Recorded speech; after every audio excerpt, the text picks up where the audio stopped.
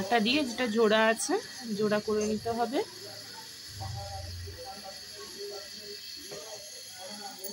ফুটা একটা সরা কিনতে পাওয়া যায়, সেই সরা কিনে নিয়ে মাঝখানটা ফুটো করে নিতে হবে। ঢাকা দিতে হবে, ঢাকাও এটাও একটা কিনতে পাওয়া যায়, মার্কেটে গেলেই পেয়ে যাবেন। নারকেল কোড়ানো হয়েছে, নারকেল কোড়ানো আছে, নারকেলটা কুড়িয়ে নিতে হবে। প্রথমে চালের গুঁড়ি দিয়ে বাটিটাকে একটুখানি ছড়িয়ে নিতে হবে। তারপর সেই গুঁড়ো চালটা আছে যেটা গুঁড়ো করা হয়েছে সেটাতে দিয়ে প্রথম লেয়ারটা দিতে হবে। যেরকমভাবে দেওয়া হচ্ছে ঠিক সেরকমভাবেই দিতে হবে, তবেই পারফেক্ট হবে জিনিসটা। তারপরে গুড়টা দিতে হবে। গুড়টা একটু বেশি করে দিলে তবে একটু ভালো লাগবে খেতে। গুড়টা দিতে হবে সুন্দর করে। তার উপরে নারকেল কোড়াটা দিতে হবে,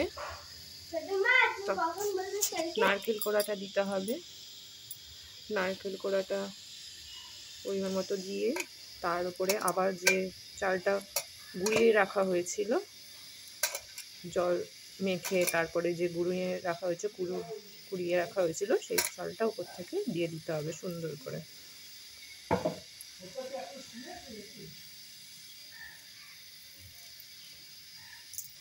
তারপর একটা পাতলা সাদা কাপড়ের মধ্যে ওটাকে ভরিয়ে দিতে হবে সুন্দর করে।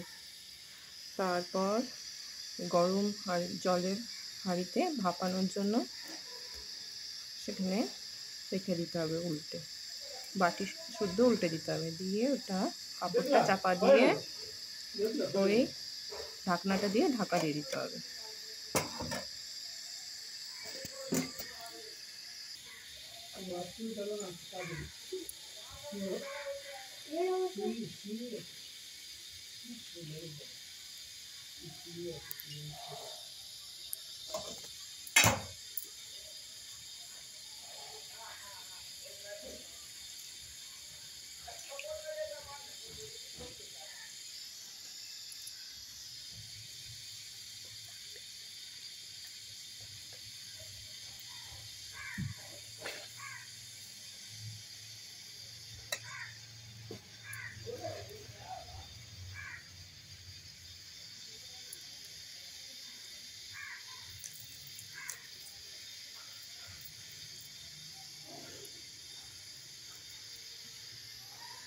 যেটা গরম হয়ে গেছে সেটা তুলে দিতে হবে।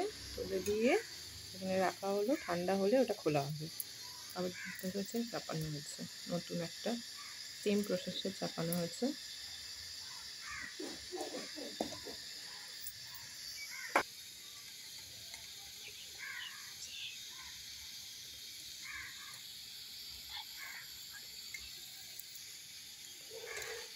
গরমের ওখান থেকে তুলে একদম সুন্দর বাটির মতো দেখতে হয়েছে। দেখুন উপর দিয়ে গুড়টা দেখা যাচ্ছে।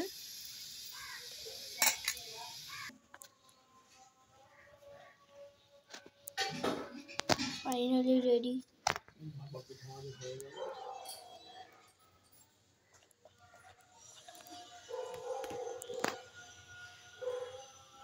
পুরো কমপ্লিট হয়ে গেছে। এটা ভাপা পিঠাটা কেমন হয়েছে এবার সবাই কমেন্ট করবে।